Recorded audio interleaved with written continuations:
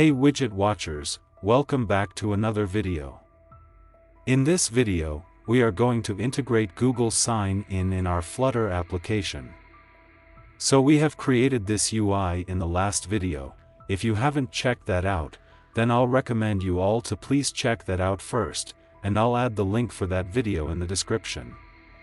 So now let's start this video. So for adding Google Sign in our Flutter application, we are going to use this Google Sign in package, and for adding Google Sign in Flutter app, we need to register this app with Firebase. So let's do this first. Go to this Firebase link where we need to register our application. Now here tap onto this Firebase logo, so it will redirect us to the project creation page. Now tap onto this Get Started option. After that a new page will open, and here we need to create our project, in which we are going to integrate Firebase. So first let's tap onto this Create Project option, then here we need to enter our application name.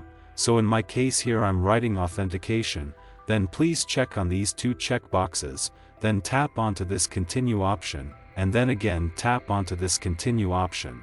And now we need to select an account for association with this project. So here, just select your normal Google account. So here I'm selecting Widget Wisdom, then tap onto this Create Project button, so it will take around a minute to complete all the process. After that it will create the project for us. So this was done. Now, tap on this Continue button, and it will redirect us to the home page. Now we need to configure the platform. For this video tutorial, I'm integrating Google Signing into Android application, so here I need to select Android. But before that let me just change the theme to light mode, so that it will be visible for you. Now tap onto this Android icon. If you're also setting up for Android, then here first we need to add our package name. So for viewing the package name, go to this Android folder, then app, then this build.gradle file, and here if you scroll down, then you will find the application ID. This is our package name. So from here copy this, then come back into the Firebase page, and then paste it into here, and then here we need to add our SHA1 key. So for adding that just open your terminal, and here we need to write this command, and don't worry about this command, I'll add this command into the description, so you can find that there. After adding the command, tap enter, then here I can see my SHA1 key is generated. So just copy the key and come to the console again, and add it here and then tap onto this Registered App button. Then afterwards here it will say that download this config file.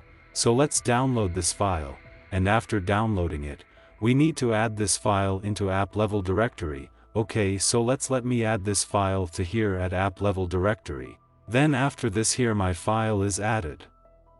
So let's open. So this is our Google Services JSON file. Now come back to the Firebase page again, and from here tap onto this next button. So now, for accessing the Firebase SDK, we need to add Google Services plugin to our grade file.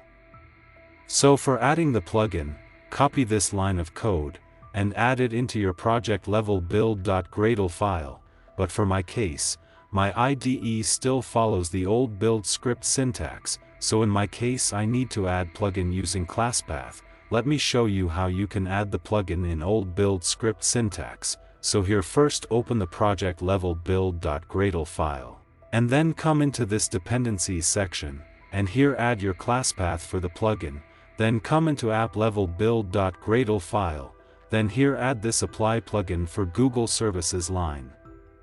So after this tedious process let's check everything is working fine or not. So for checking that, just run your app. If you have done everything correctly, then you can see your app working fine, otherwise it will show some error. So let me open my emulator and yup, my app is working perfectly. So I have added all the things correctly. Now just close all this, and come into pubspec.yaml file. So here I have added that Google Sign in, Firebase Auth, and Provider package. But in this video we are not going to use Provider, but I have just added that because it will help us in the future video to manage the code. Now come into the Firebase console again, and here if you go to the project overview, then here we have our authentication app. Now tap onto this, and after that tap onto this build option, then authentication, and here we need tap onto this get started option, and then here we need to add Google sign in. So we need to turn on this Google thing from sign in methods, so tap onto this, and now let's enable it, and here select your support email, then it's saying that you must provide the SHA-1 key, which we have already provided, so just tap onto the save option. Now it will generate a config file, but we have already added that phylum, so now we don't need to add this file again in our code.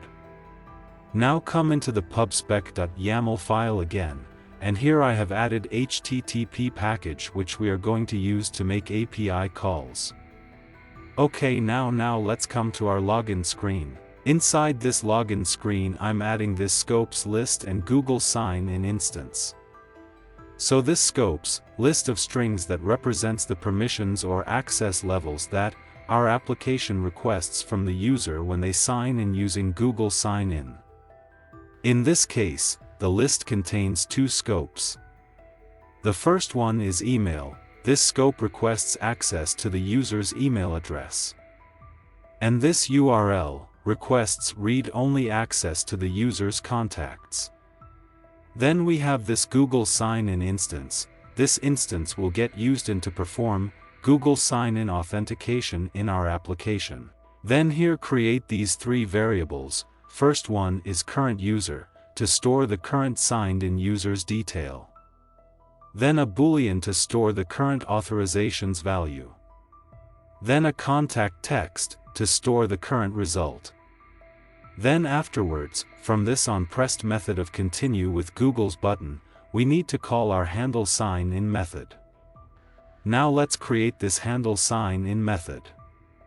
So here I've created this method.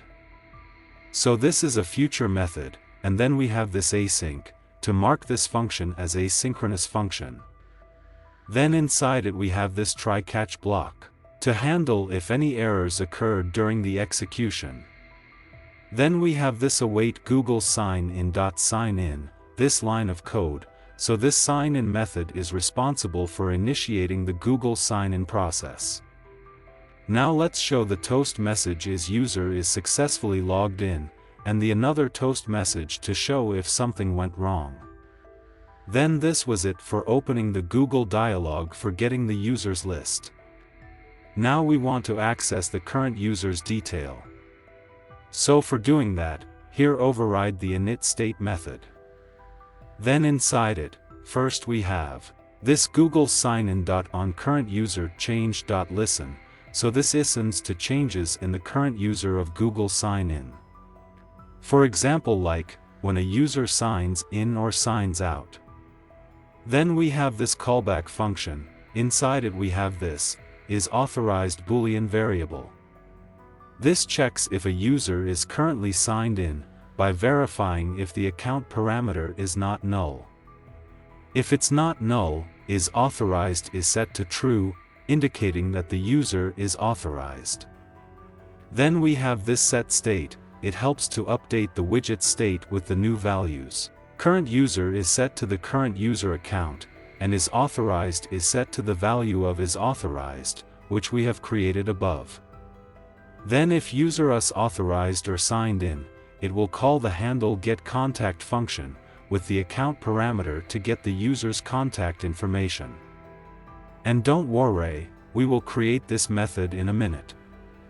Then afterwards, we have this Google sign-in silently, so this line of code attempts to sign in the user silently, without displaying any user interface.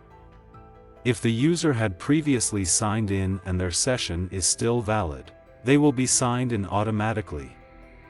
Now let's create this handle getContact function. So I've this function. Now let me give you the explanation of this code. So first, we have this set state which helping to update the widget state, to indicate that contact information is being loaded. Then we makes an HTTP GET request to the Google People API endpoint, to retrieve the user's contacts. It includes a request mask to specify the fields to include in the response, in this case, only the names of the contacts.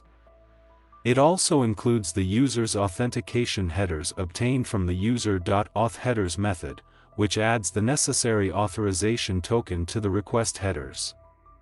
After receiving the response, we checks if the response status code is not 200. If it's not, it updates the widget state to display an error message indicating the status code received from the People API.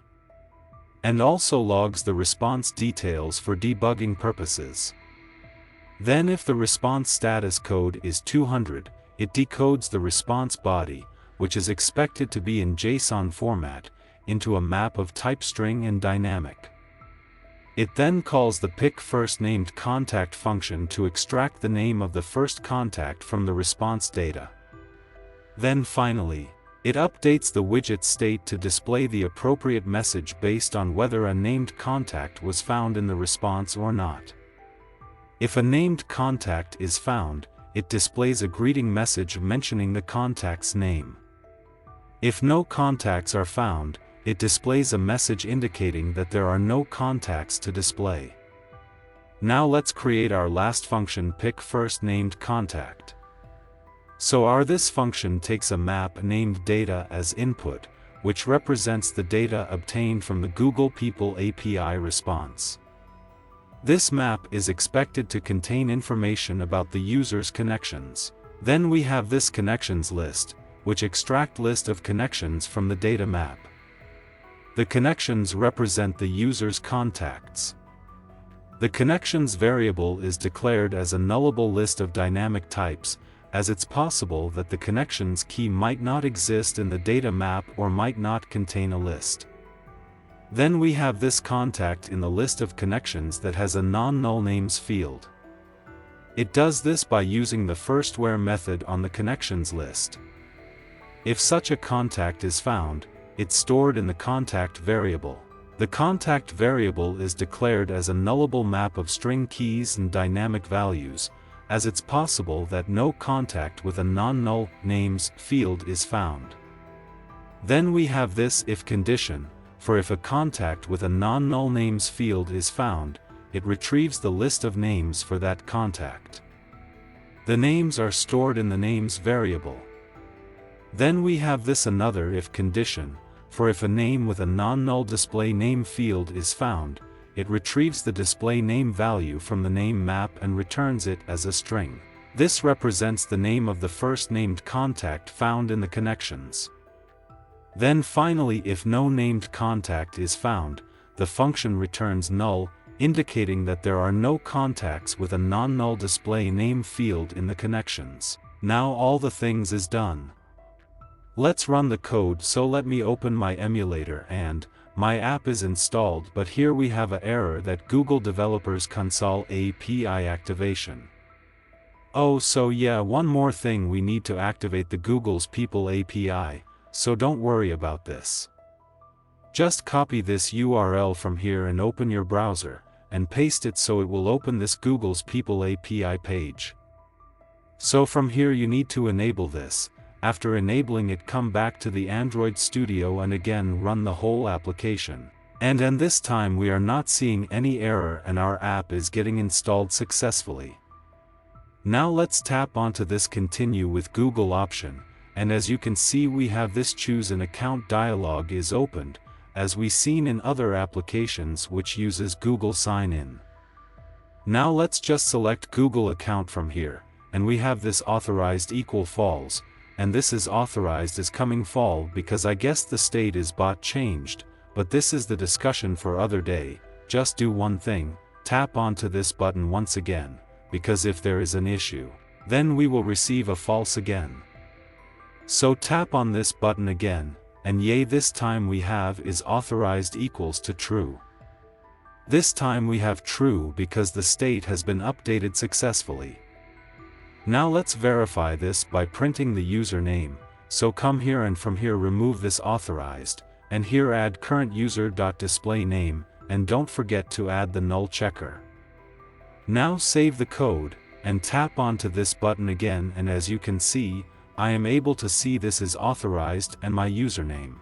So yeah, this was it for this video, and please stay with this video series because in the next video we are going to create a new screen for more users detail. And we'll create a new, scalable, beautiful dashboard design.